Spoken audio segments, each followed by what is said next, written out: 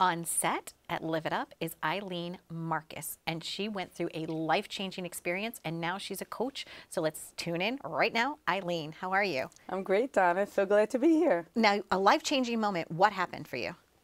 I had worked in the social service and government industry for 30 years, made a lot of change, with people in their lives, food pantries, home care, and worked for an agency that was very well respected.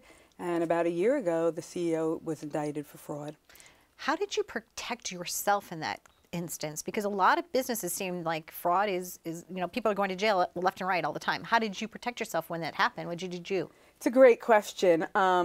Everyone should have D&O insurance, so you have directors and officers insurance so that you have a lawyer. But also, I think it's something about how you live your life with integrity. I always documented everything I did. I always double-checked what I did. So I was always clean.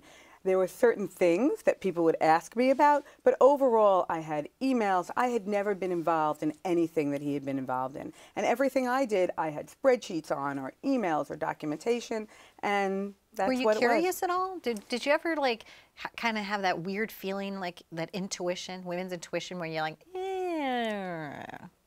It's really hard. I don't think I did. I think now I would have it. Hindsight's 20/20. But it was really hard. It was shocking. It was Wall Street Journal, New York Times, A1. It was big news. He was a beloved community leader. And he did a lot of good. He just had a sore spot. So it was very shocking. Looking back, there were one or two things maybe I could say, but when you're running a large organization, $130 million, you don't really have time to look at that one thing. I'll let that go, and I'll focus on what has to happen. And it's always greed.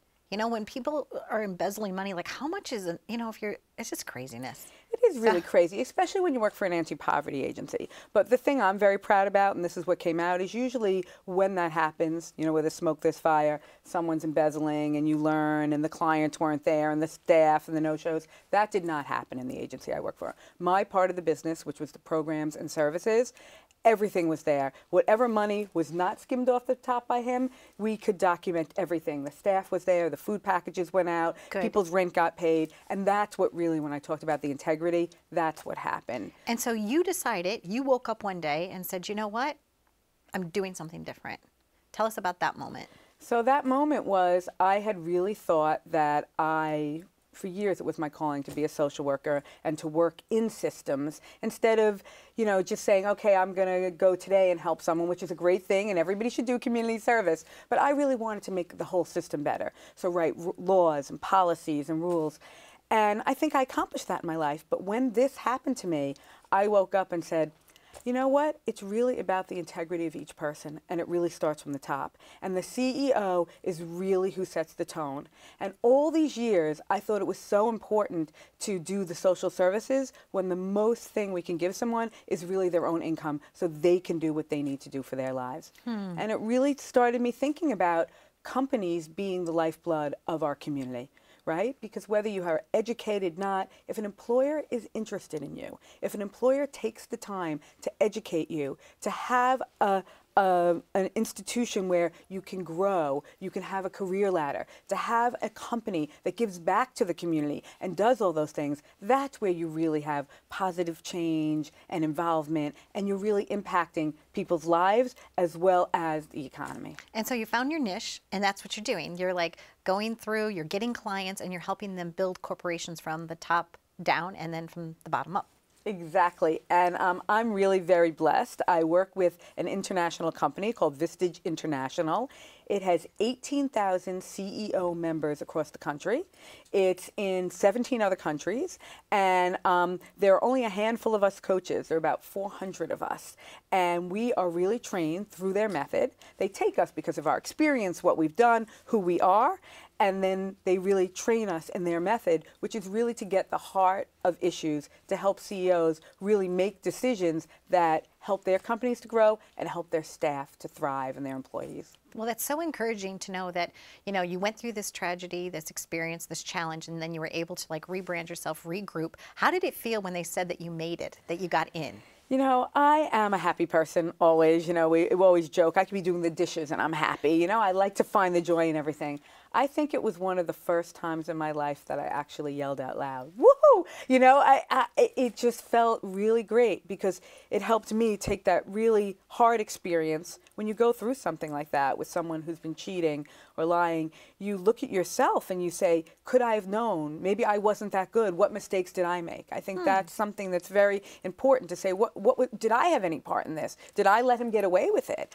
The answer is no, of course. But, you know, you have to ask those questions. And when I got accepted, it was an outside, very prestigious organization that's very particular about the type of person that they bring on because of the work we do with CEOs, about how important it is and about just the way that you have to really understand the business to get accepted. So it was quite exciting. Oh, so congratulations for that.